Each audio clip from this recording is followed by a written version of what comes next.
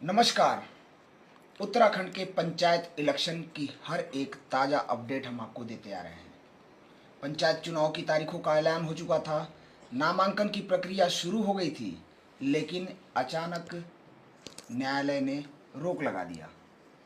तमाम प्रत्याशी जो भी अपनी अपनी ग्राम पंचायतों में तैयारियां लंबे समय से कर रहे थे, लेकिन चुनाव के टल जाने की वजह से कितना असर प्रत्याशियों पे पड़ रहा है, इसी का हम एक लुम्हारिक प्रत्याशी से अपडेट ले रहे हैं कि क्या कुछ तैयारी और किन मुद्दों।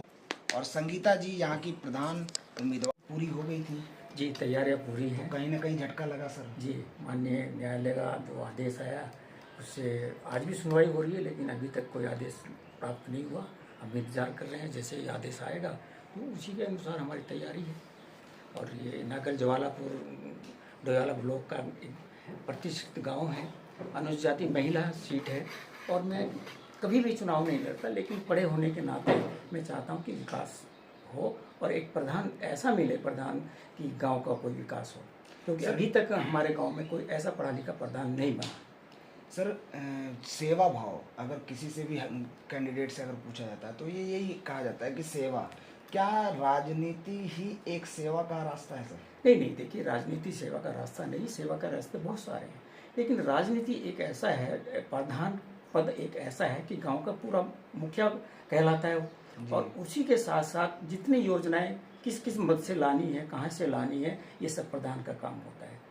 और जैसे मान लीजिए, आज तो तकनीक का ज़माना है, हाई लेवल का ज़माना है, तो आजकल व्हाट्सएप ग्रुप बना लीजिए, जितने भी गांव के प्रधान, गांव के मुखिया हैं, उनका एक बना लीजिए और जितनी भी समस्या है वो वहाँ डालें। प्रधान के पीछे आने की जरूरत ही नहीं, और लोगों को भी मालूम पड़ जाए कि समस्या का हल हो रहा है या नहीं हो रहा है।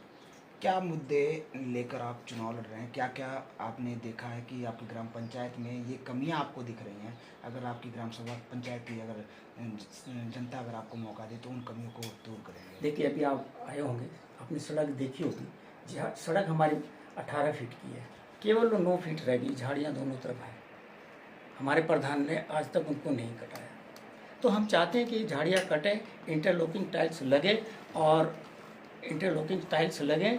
और सड़क के किनारे किनारे फलदार पेड़ भी लगे, ताकि फल भी पक्षी भी खा सकें और इंसान भी खा सकें।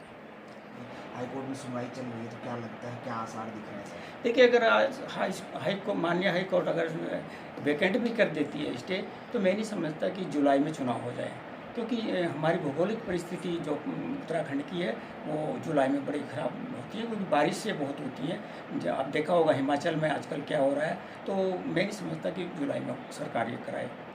चुनाव अगर टल जाता है, अगर टलता है चुनाव 1-2 महीने, 3 महीने, 4 महीने के लिए, तो कितना असर आपकी तैयारियों में पड़ेगा? देखिए, असर नहीं पड़ेगा, हम और मजबूत उभरेंगे। हम और पहले से ही आपकी तैयारी? हमारी पहले से ही तैयारी है, हम मजबूती से काम करेंगे और फिर जनता के बीच में, गांव के वालों के, सम्मानित व्यक्तियों के बीच में जाकर के अपनी बात रखेंगे कि हम चुनाव लड़ना नहीं पता होगा तो नहीं कर सकता आदमी।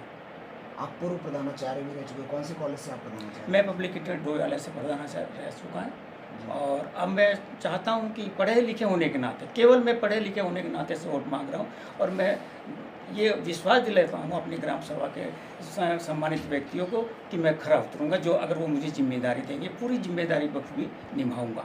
तो क्या लगता है? मैं संगीता प्रधान की उम्मीदवार हूँ और मैं विकास करना चाहती हूँ स्वच्छता और शिक्षा के ऊपर, और जो काम रुके हुए हैं मैं उनको करना चाहती हूँ।